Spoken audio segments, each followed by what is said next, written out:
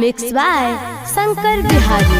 जिंदाबाद जिंदाबाद पवन सिंह जिंदाबाद। Presented by Singh production by Yadav.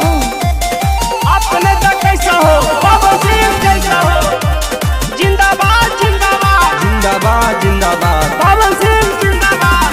गली गली घूमा हखीन हाथ जोड़ के मांगा हखीन। गली गली घूमा हखीन हाथ जोड़ के मांगा हखीन। सुनाए भैया हो अरे सुनाए चाची हो। तयब की पवन भैया के जिताई हो।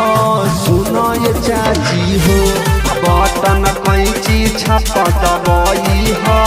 सुनाए चाची हो तयबरी पवन सिंह के जिताई हो। सुनाए भैया हो आपका नेता कैसा हो पवन सिंह जैसा हो। आपका नेता कैसा हो पवन सिंह जैसा हो। दोनों हाथ उठा के बोलना है गली गली में शोर है पवन सिंह के बोल है।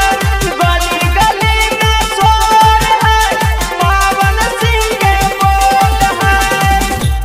चाची हो बड़ी खुशी की बात बा हमारे पवन भैया आज हमारे बीच संसद में खड़ा बने और रवलवन के बस थोड़ा सा सोच के फर्क बा और ध्यान देंगे।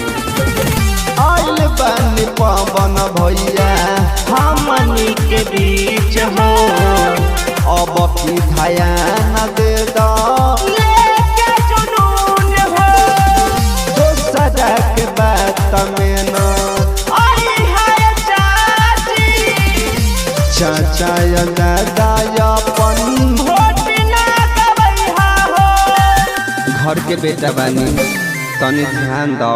तो पवन भैया के जिताई हो। सुनाए चाची हो कैची छाते पर बटन दबाई है।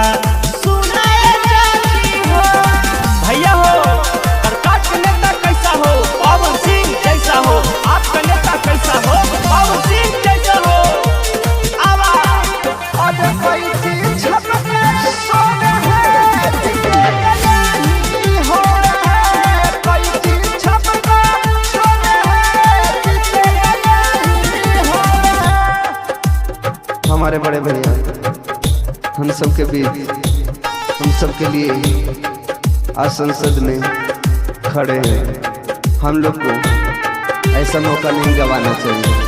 आइए ध्यान देते हुए बेटा बात तुम्हारी अगली देखाए माई। एक बार ध्यान सभे